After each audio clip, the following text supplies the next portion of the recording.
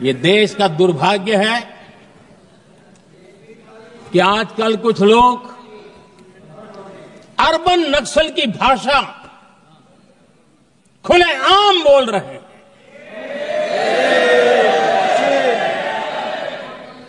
और अर्बन नक्सल जिन बातों को बोलते हैं, इंडियन स्टेट के सामने मोर्चा लेना,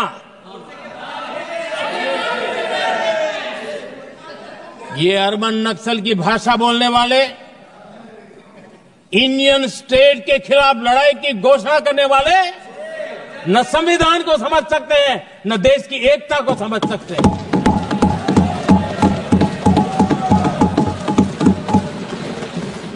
आदरणीय अध्यक्ष जी, 7 दशक तक जम्मू एंड कश्मीर एंड लद्दाख उसे संविधान के अधिकारों से वंचित रखा गया।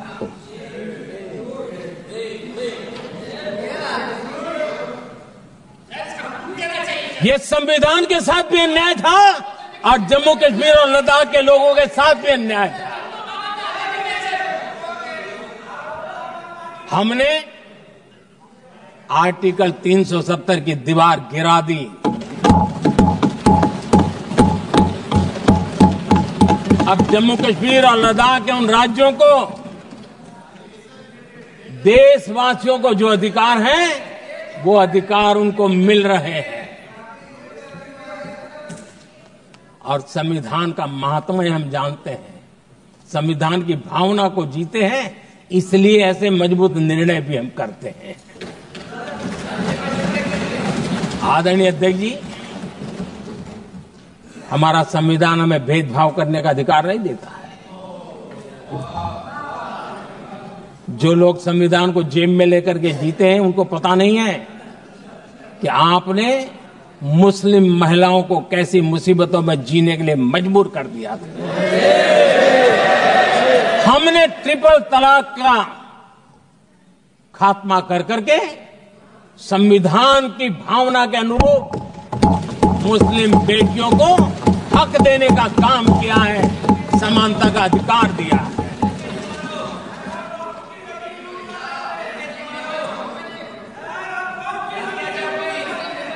जब भी देश में एनडीए की सरकार रही है, हमने एक लंबे विजन के साथ काम किया है। पता नहीं देश को बांटने के लिए किस किस प्रकार की भाषाओं का प्रयोग किया जा रहा है। हताशा, निराशा पता नहीं उनको कहां तक ले जाएगी, लेकिन हमारी सोच कैसी है, एनडीए के साथी मिलकर के किस दिशा में सोचते हैं। हमारे लिए जो पीछे है, जो आखिरी है, और महात्मा गांधी जी ने जो कहा था, उसकी तरफ हमारा ध्यान ज्यादा है। और उसी का परिणाम है कि अगर हम मंत्रालयों की रचना करते हैं, तो भी मंत्रालय कौन सा बनाते हैं? पूर्वोत्तर के लिए अलग मंत्रालय बनाते हैं।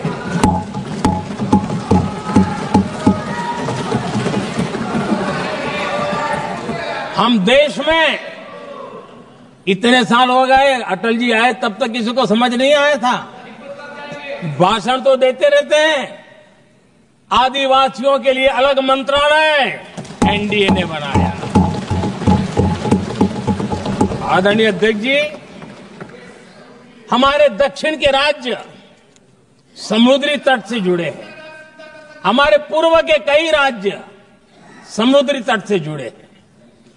वहां के समाज में फिशरीज का काम और फिशरमैन की संख्या बहुत बड़ी तादाद में है। उनका भी ख्याल रखना चाहिए। और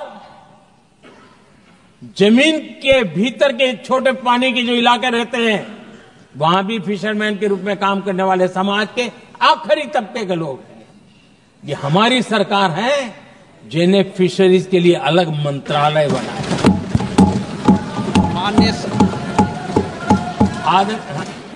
माननीय सदस्यों, अगर सभा की सहमति हो तो सभा की कार्रवाई इस विषय की समाप्ति तक बढ़ा दी जाए। माननीय प्रधानमंत्री जी। आदरणीय अध्यक्ष जी, समाज के दबे कुचले वंचित लोग, इनके अंदर एक सामर्थ्य होता है। अगर स्किल डेवलपमेंट पर बल दिया जाए तो उनके लिए नए अवसर बन सकते हैं, उनकी आशा आकांक्षा के अनुरूप जिंदगी बना सकते हैं। और इसलिए हमने अलग स्किल मंत्रालय बनाया। आदरणीय अध्यक्ष जी, देश में लोकतंत्र का पहला धर्म होता है कि हम सत्ता को सामान्य से सामान्य नागरिक तक उसका अवसर मिले। और इस बात को ध्यान में रखते हुए भारत के कोऑपरेटिव सेक्टर को और समृद्ध बनाने के लिए और तंदुरुस्त बनाने के लिए देश के करोड़ों लोगों को जोड़ने का उसमें अवसर है। अनेक क्षेत्रों में कोऑपरेटिव मूवमेंट को बढ़ाया जा सकता है और उसको ध्यान में रखते हुए हमने अलग कोऑपरेटिव मंत्रालय बनाया। विजन क्या होता है ये यहां पता चलता है। आदरणीय अध्यक्ष जी,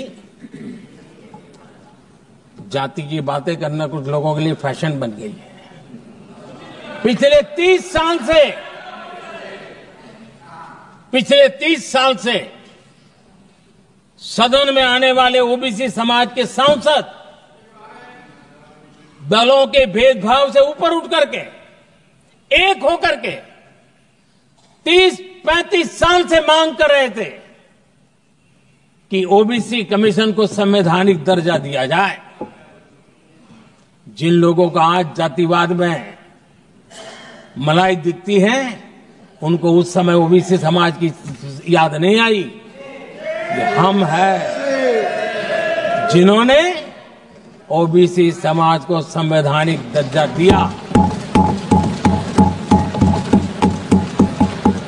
पिछड़ा वर्ग आयोग आज संवैधानिक व्यवस्था में जो है। आदरणीय अध्यक्ष जी, हर सेक्टर में एससी, एसटी, ओबीसी को ज्यादा से ज्यादा अवसर मिले,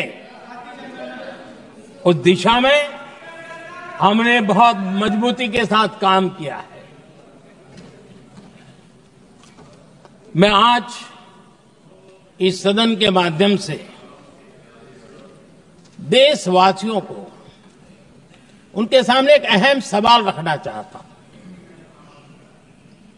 और अध्यक्ष महोदय, जरूर देशवासी मेरे इस सवाल पर चिंतन भी करेंगे और चौराहे पर चर्चा भी करेंगे। कोई मुझे बताएं, क्या एक ही समय में संसद में एससी वर्ग के एक ही परिवार के 3 सांसद कभी हुए हैं क्या? एससी वर्ग के एक ही परिवार के 3 सांसद कभी भी हुए क्या?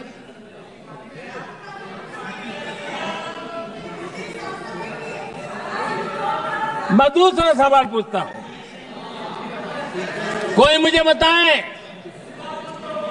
कि एक ही कालखंड में, एक ही समय में संसद में एसटी वर्ग के एक ही परिवार के 3 एमपी हुए हैं क्या?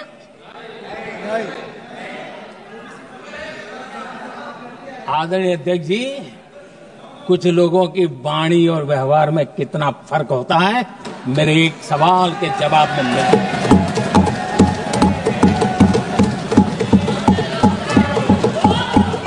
जमीन आसमान का अंतर होता है, रात दिन का अंतर होता है।